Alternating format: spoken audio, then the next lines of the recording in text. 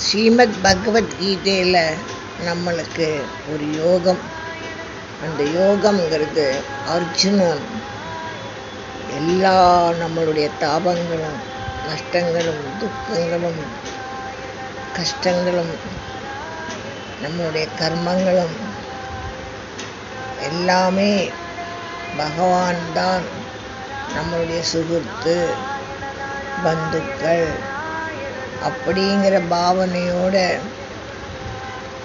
பகவானிடத்தை அர்ப்பிக்கும்போது அது ஒரு பெரிய யோகம்.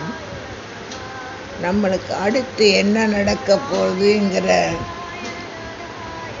பகவான் அதை நமக்கு நடத்தி காட்டுவாருங்கிற ஆத்ம விஸ்வாசம், நம்மளுடைய ஸ்ரத்தை ஸ்ரவணம், அதுதான் யோகம். பகவத்கீதையில் நம்ம புரிஞ்சுக்க வேண்டும்.